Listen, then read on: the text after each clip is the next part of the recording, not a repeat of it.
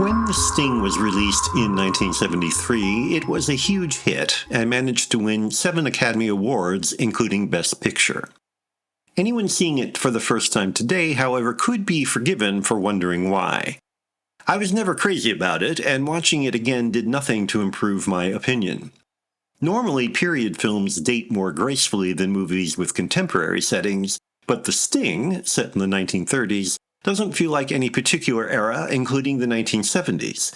It's one long conceit coasting on the charms of its 2 leading men, too contrived to involve or convince. The film may have succeeded because its shameless escapism was in contrast to the often negative and critical work receiving praise and audience support at the time. Today's audiences, incapable of taking anything seriously except the things at which they should laugh, would probably find something like The Sting heavy-going.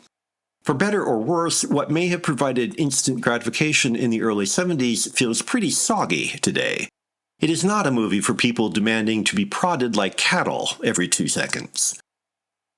Supposedly the story of 2 con artists, Paul Newman and Robert Redford, pitted against an underworld baddie, Robert Shaw, the movie consists of little more than coy glances between the leads, sandwiched between endless reams of exposition for 2 hours plus. The story clanks noisily forward in a world with no resemblance either to life or to the rakish confection the film so clearly aches to be.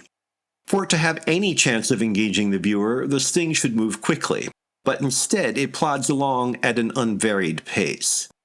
There are no characters to speak of, just mouthpieces for the constant explanations of a hopelessly convoluted action. Redford and Newman look at their handsome best, but they seem more like Boy Scouts in fancy dress than the male sex symbols both were. The goo-goo eyes they cast at each other amount to a totally sexless, tedious charade. This was the second movie the boys made with director George Roy Hill after the equally arch and commercially successful Butch Cassidy and the Sundance Kid. Like that film, The Sting lacks even a hint of believable adult behavior. Both feel like vacuum-formed plastic toys made to amuse prepubescents, with the dramatic conflict in The Sting about as exciting as a mildly intense game of Monopoly. The numerous plot turns are neither surprising nor unsurprising. To be either would require interest in what is going on, but with a movie this glib, involvement is clearly optional. The twists seem calculated purely for themselves, as if constant surprise were the only goal worth achieving.